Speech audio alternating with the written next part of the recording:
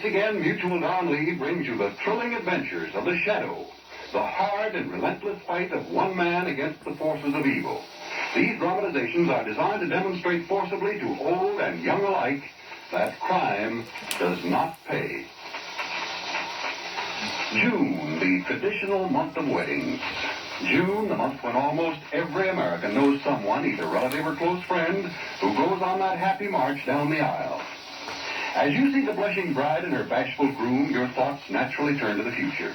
Will these young people, starting off so bravely in life together, eventually own their own home, say a pleasant white cottage in the country, or the more sturdy red brick house of the city? They will, if they follow this advice. Save money regularly through United States savings bonds. There's no better investment in the world. Savings bonds are both safe and profitable. In just 10 years' time, they pay back $4 for every $3 you put in. Now is the time to back your future. Save today for a happy tomorrow through United States savings bonds.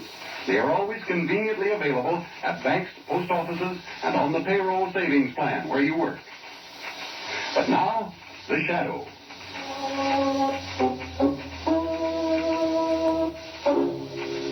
Today, by popular request, Blue Cole again brings you one of the most outstanding shadow dramatizations of all time. The exciting story called Death in a Minor Key. The Shadow, who aids the forces of law and order, is in reality Lamont Cranston, wealthy young man about town. Years ago in the Orient, Cranston learned a strange and mysterious secret. The hypnotic power to cloud men's minds so they cannot see him. Cranston's friend and companion, the lovely Margot Lane, is the only person who knows to whom the voice of the invisible shadow belongs. Today's drama, Death in a Minor Key.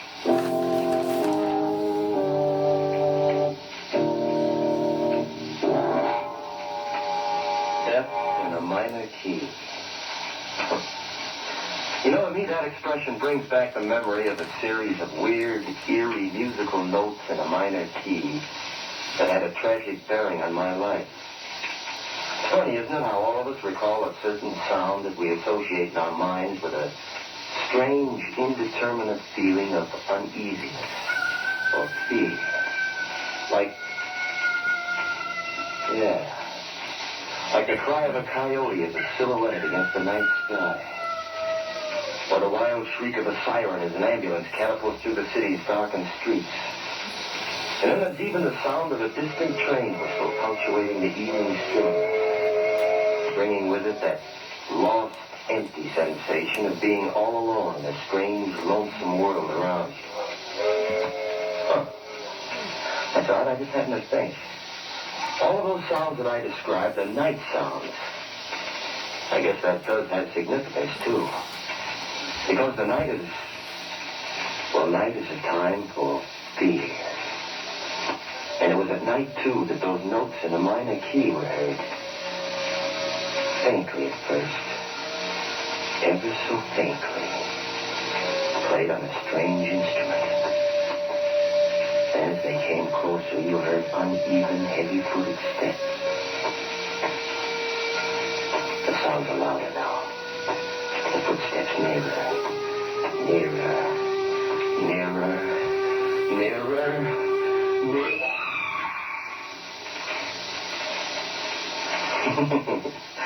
Well, I seem to be getting ahead of my story. It's one that I think will interest you, so if you'd like me to pass it on, suppose I start at the beginning. My name is Terry Mason. My mother and father died in an accident when I was 12, and I was brought up by an only uncle. My story really begins down in Santo Domingo, where I spent 2 years supervising one of the family plantations. Well, Santo Domingo was all right, but believe you me, I was a very happy guy when the day finally arrived for me to board a ship to return to the States. The main reason for that happiness was, because I was in love. Yeah, not only in love, but on my way to get married.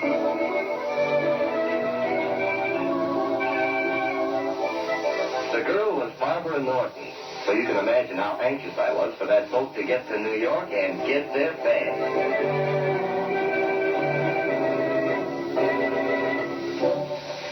Well, I got to New York all right, and the following day in a little church downtown, Do you, Barbara Norton, take this man to be your lawful wedded husband? I do. I do. Yeah, it was a beautiful ceremony, I guess. But I wasn't the man who married Barbara Norton. What happened? Well, there were probably a dozen reasons. So let's just say that 2 years was too long for her to wait. Well, a thing like that's pretty tough to take. All my hopes and dreams of a future were wrapped up in Barbara. Then all of a sudden, boom, there's nothing. After she was gone, there was only one thing to do. Try to forget. To lose myself in bright lights, music, and the gay whirl of the city's night spots. When one place was closed, I'd dig up another. My favorite hangout was the Sky Room. Of course, I know I shouldn't have gone there because everyone knew me. But I just liked the idea of kicking it around 40 stories above the ground. I never took a table, just sat at the bar and listened hazily to the jumble of conversation around me.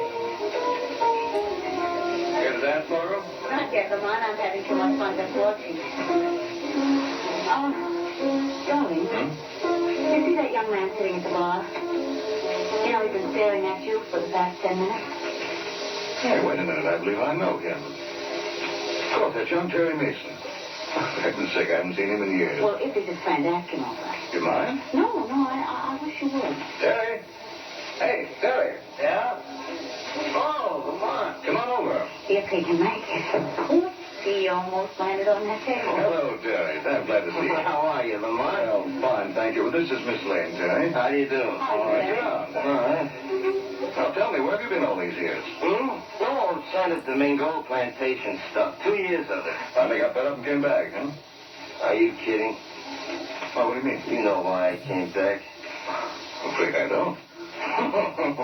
Hey, you see, Miss Lane, that's Cranston, always the gentleman. Well, I'll tell you, my friend, I came back to get married. But you want to know what happened? I was jilted. Oh, that's a shame. There was I, waiting at the church. Now, come on, let's have a drink. Who was the girl? Barbara Norton. Barbara Norton? Yes, I know her. Nice kid. Good to her parents. Woman of her word, too.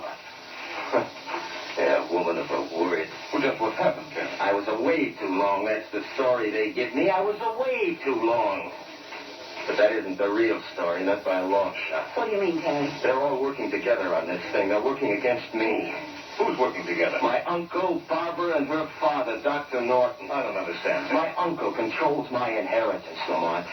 Today I learned that he and Dr. Norton were planning to confine me in the doctor's private sanitary. What do you think of that? Well, now, maybe they're doing it for your own good. Oh, sure.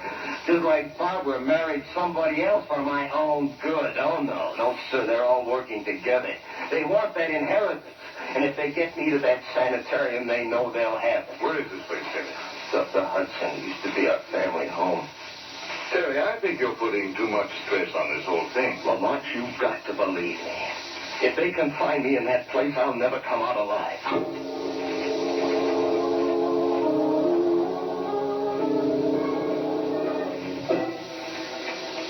Well, in spite of all I could do, they put me in a sanitarium the next day. It's for your own good, Terry, they kept telling me. Oh, yes. What they really meant was that it was for their own good. Well, I kept my eyes and ears open, waiting for something to happen. And then, that very first night in the hall of the sanitarium, a sound. Faintly first. Ever faintly. And footsteps. Nearer.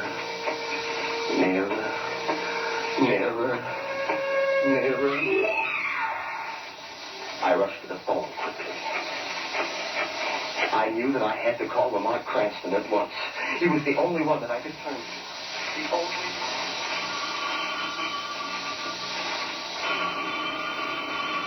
Don't answer that, Lamont. I know it'll be someone who'll give you an excuse for not taking you to the lecture. That, Margaret, would be the neatest trick of the week. No such luck. I better answer. Hello. Yes. Yes, Terry. How are you? Where are you? Sanitarium. What? Murder? Are you sure? I see. Yes, I know what the place is. All right, Terry, I'll be right up. What's the trouble? It's Terry Mason. Someone's just been murdered at the sanitarium. Come on, darling. We'll go up there at once.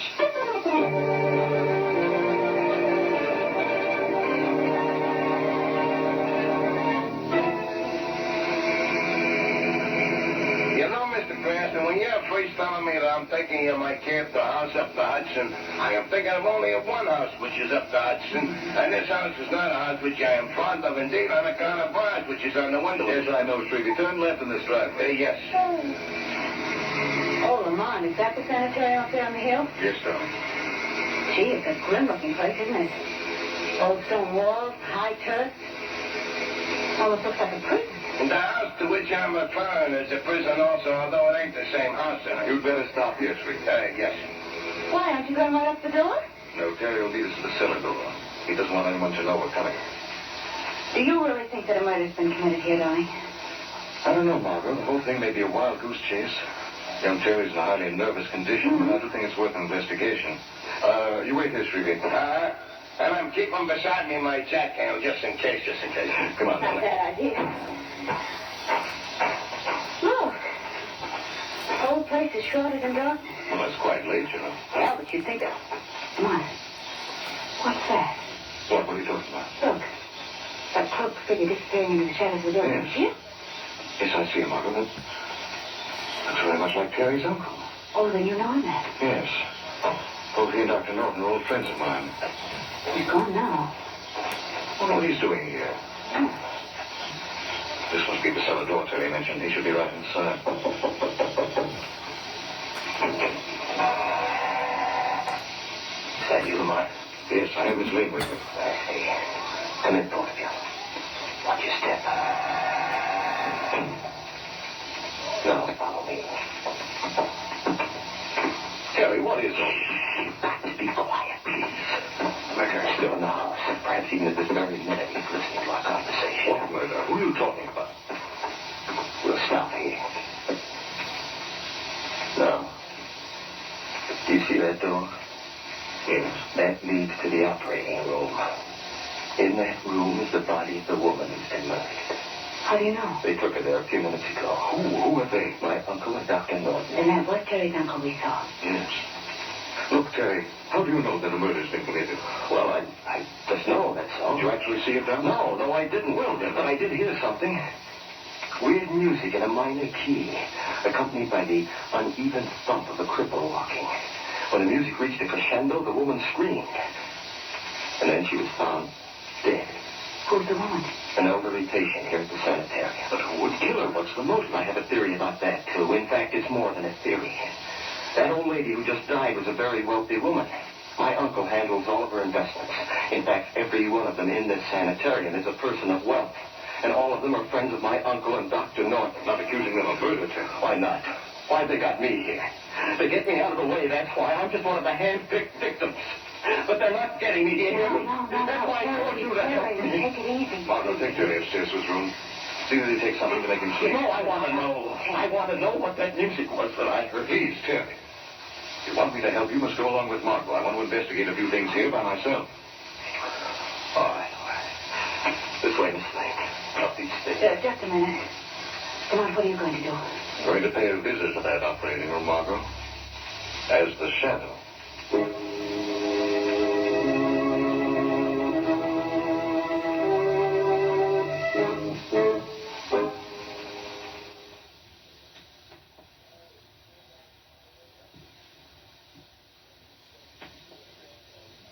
Have you examined the body completely, Doctor? Yes, and believe me, when the coroner arrives, he'll find nothing wrong. You're sure of that? Yes, I am.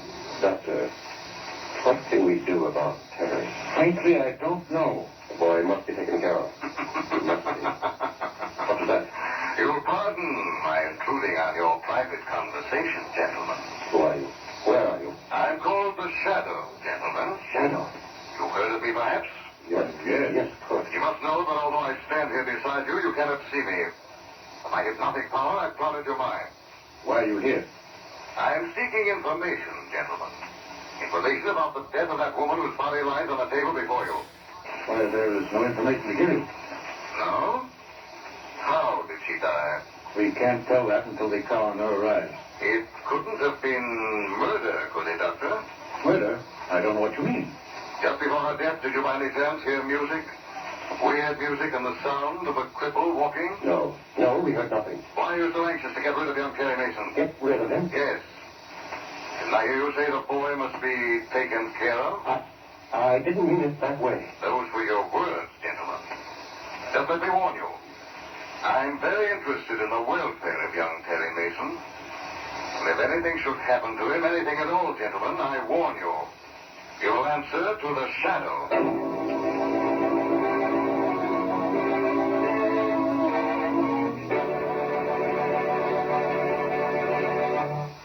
For many businessmen, few things in life add up to more pleasure than a good old fishing trip. There's that indescribable thrill you get when your wily game rises to the lure and strikes. There's the thrill of hauling him in. And later around the campfire as you fry the day's catch, there's the fun of telling your pals how the big one got away. Yes, fishing's a grand sport, and chances are you want to do more and more of it as the years roll on. Of course, more fishing means you'll need more leisure time, and more leisure time calls for money. The best way in the world to guarantee yourself money for any reason in the future is to save now through United States savings bonds. What a swell investment they are. It only takes 10 years for each $3 you invest to grow into 4. Try and match that. Besides, United States savings bonds make it so easy to save. Just buy a bond yourself each payday at any bank or post office, or get on the payroll savings plan. Either way, your money adds up fast and you hardly miss it. Folks, back your future by saving now. For a happy tomorrow, save today. Buy and hold United States savings bonds. And now back to the shadow.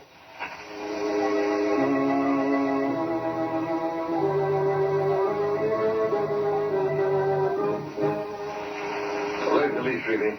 Hop in, darling. Oh, thanks. Mr. Cranston, I heard you should ignore paying any attention to that taxi mediumship. Why, Reeve? The jackhandle I'm holding for my protection slipped and fell against it, and that's for $20. Don't worry, I'll ignore it. I'm referring to it in my accounts as paper confidence. Okay, Reeve. Go on. What'd you run downstairs? Well, I went into that operating room and found that Terry's uncle and Dr. Norton were examining the corpse of the old woman who died. Do you think she was murdered? Well, I saw no evidence of violence.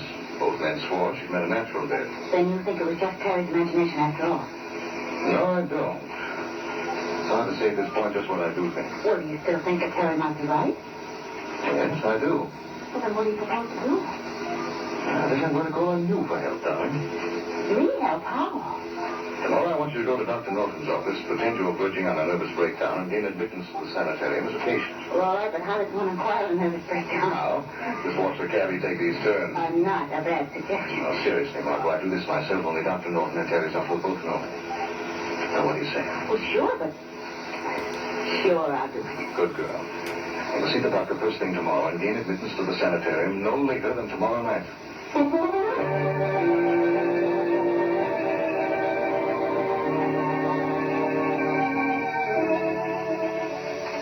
Are you quite comfortable, Miss Lane? Yes. Yes, thank you. Well, there's a cord right above your bed if you wish to ring. Yes, I know. You told me that. Well, I'll just open your window and put out your light. There now.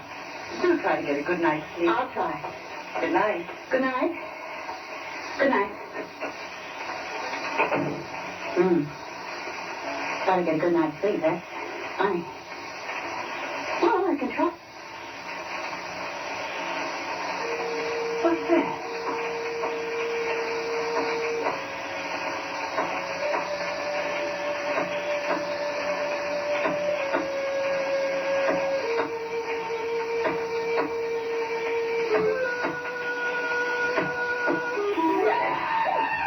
Where's that light? There. Doesn't work. The lights have been cut off.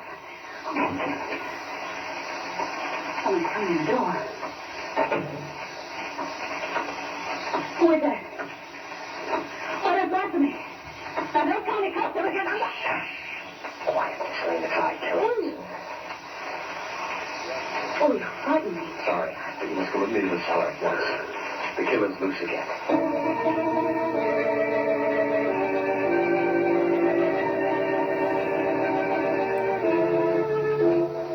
Margot, you all Oh, right? Lamont, what are you doing here? I was outside keeping watch and I heard the scream. At first I thought it might have been you. No, I'm all right, thanks to Terry here. I think the murderer struck again. Yes, and just the way that Terry described. The weird music, the footsteps, and then the scream. Who was it this time? I don't know. But there was one unusual thing that Miss Lane didn't mention. The footsteps seemed to be coming down a staircase. And yet, there are no stairs in that wing of the house. Yes, I noticed that, too. Anything else? Yes, there is. About 25 minutes ago, I heard the house phone ring. I listened in on the extension in my room, and I heard my uncle tell Dr. Norton that he'd be over here shortly. Yes, I saw his car drive in. Well, listen. Someone next door in the operating room. It sounds like Uncle and Dr. Norton. I'll send the latest victim's body in there. Oh, Lamont, Terry, back upstairs at once. Get back to your rooms before you're missed. Yes, that's right. Come on, Miss Lane. I'll be right with you, Terry. Oh, what are you going to do now? Shadow's going to pay another call in the operating room and try to unravel this mystery.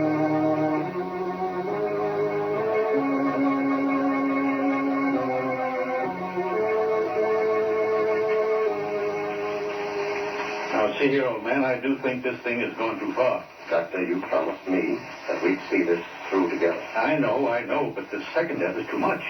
I should say that's understatement, Dr. Norton. Shadow again. Yes, gentlemen. This time I shan't be as lenient with you.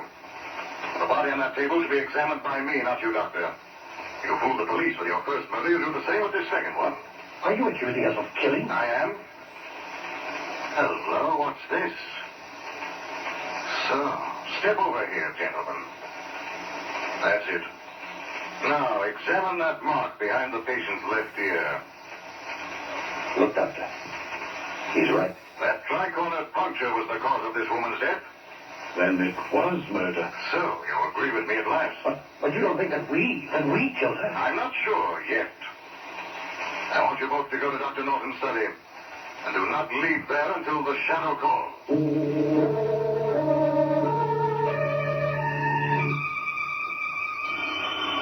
Hello? You alone, Margot? Yes, Lamont. I'm coming right up to your room. The murderer's about to strike again. Oh, no. Yes, darling. I have reason to believe that you've been selected as his next victim.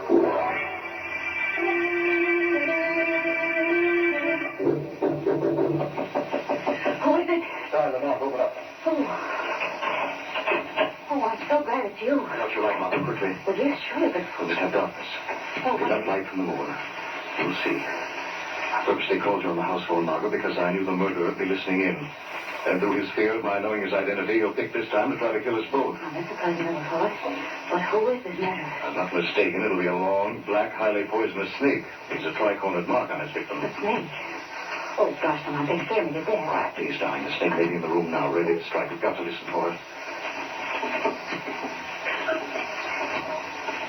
No!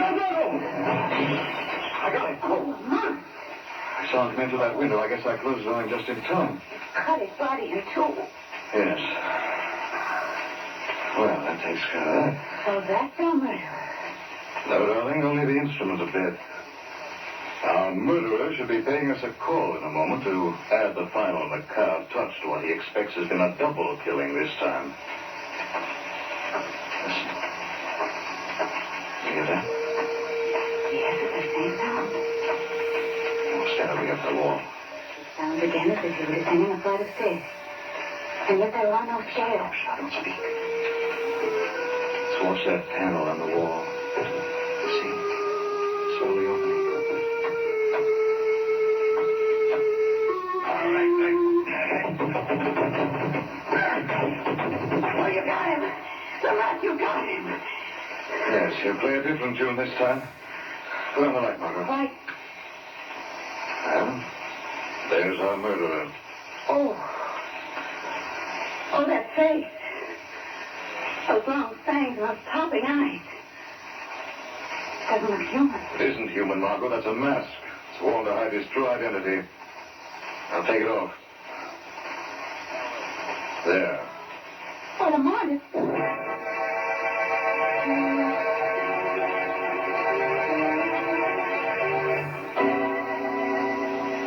Well, that just about ends my story. But you can see what a mess I almost got Lamont and Miss Lane into.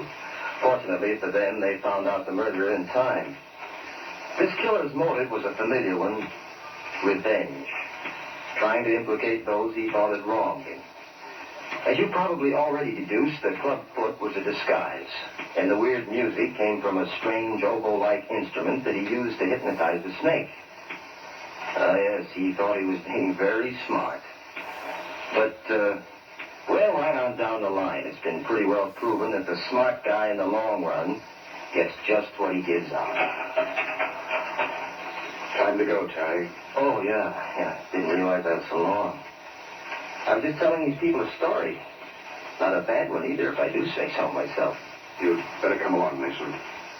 Okay.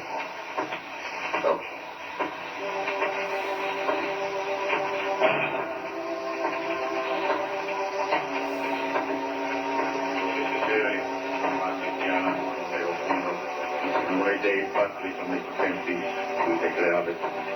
O di essere infatti lo che tu hai fatto.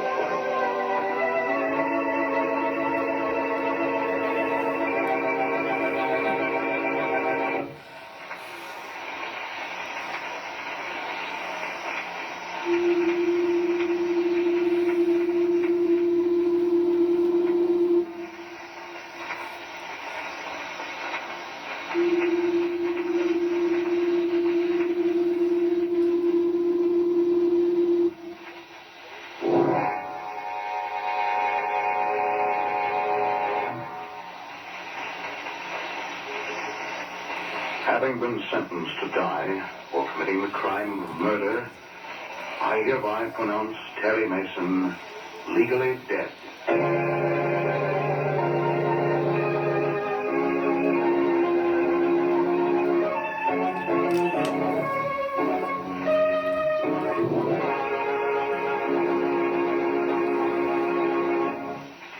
Rome wasn't built in a day, as the saying goes, and neither is the wherewithal it takes to make your dreams about the future come true.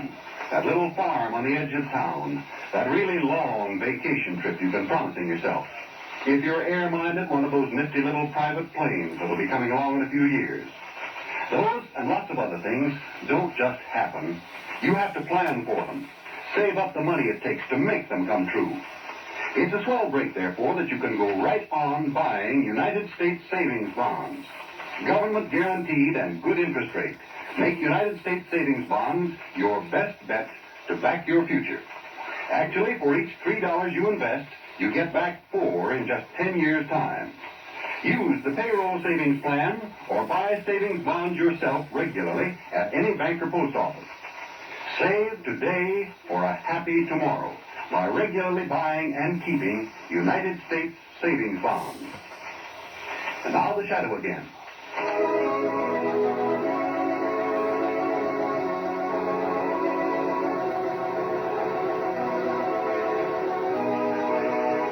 The Shadow program is based on a story copyrighted by Street and Smith Publications. The characters, names, places, and plot are fictitious.